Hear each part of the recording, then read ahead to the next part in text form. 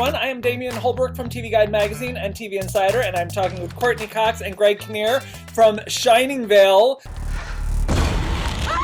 Patricia, what are you doing in my house?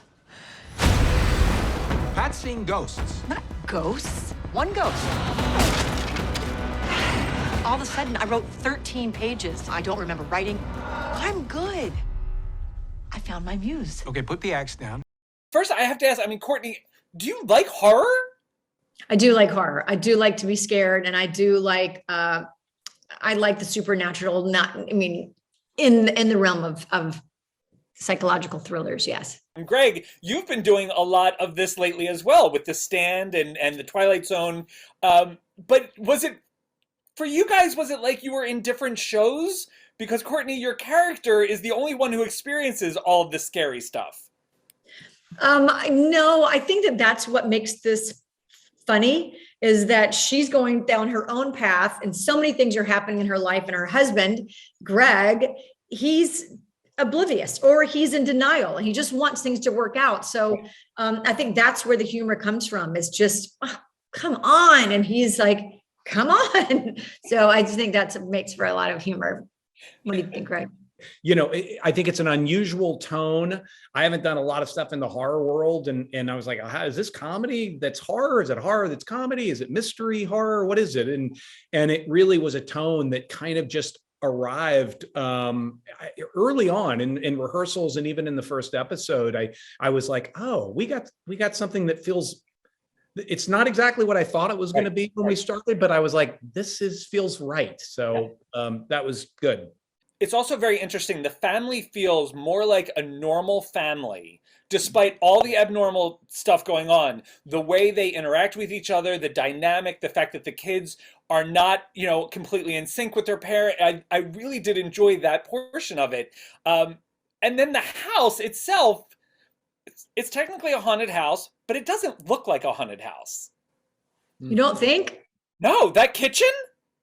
Oh, well, okay. So we filmed in this house in Pasadena, and I think it was haunted. There was an older gentleman who passed away. He was married, and the woman still lives in the house. And we ended up recreating the exact house, except for the kitchen. We had to make it big enough for the family to be able to hang out in there. So it may be a little brighter, but every single room, not every room, but there's a big part of it that's a takeoff on The Shining, or you'll see there are things around the house that are an homage to these wonderful horror films. I guess they're horror films. It's so hard to say, like, The Shining, is that a horror film? It's just a psychological, scary as shit movie. And so we find out as the story goes on that Terry Terry looks like the great dad and the supportive husband, and he's so long suffering, but he might have some of his own stuff to deal with. Yes, I think that's true. I think Terry he's a barrier. I don't think he's spent a lot of time in therapy, and I think he is finding a lot out about himself through his wife's crisis, and at the same time trying to figure out what he's dealing with. I don't think he knows if it's like a mental illness thing, if she is seeing something, or if she is just kind of having marriageitis after all these years, and just having some sort of breakdown. It's hard to make these things work. And I think he's determined to try and do that, maybe at his own peril. We're talking about Shining Vale here, and we know you're in it, but it takes us some time to get to you. But when you show up, we get a lot of information. We do. Yeah. That's the brilliance of this writing. And what a great character.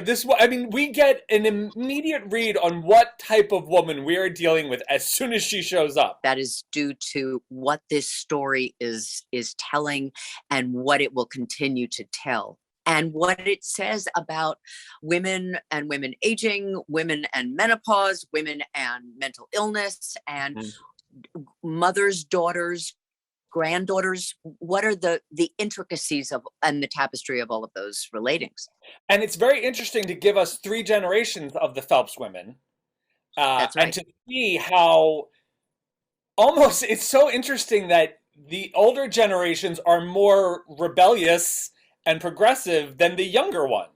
And also when you have a mother who's spent most of her, her adult life on lithium, how do you relate to that person, that Right. mother? Right. What does that mother have nothing left to lose? She's been everywhere. How do you make that connection? Because they're so dulled to things. And what if it's a woman who doesn't allow and disciplined to let that not dull her senses? What is that survivor fight to stay present and available? So you play this editor on Shining Vale, Cam, who is just the voice of reason and almost like not amorality, but there's a certain level of Cam just wants to get the job done. Well, yes and yes. Yes and yes. I mean, but she's also sort of the engine that drives the story, without which, there is no jeopardy for there's other jeopardy for our girl, Matt Phelps, played by Courteney Cox, but she's got to get this done. They're out in the country for a reason. She's got to finish her book. She's going to lose the money. They just bought this house. There's a lot of things like, holding it together. And the reason she makes some decisions along the line that maybe not are so great. For more on Shining Vale and all of your favorite creepy treats, check out TVinsider.com.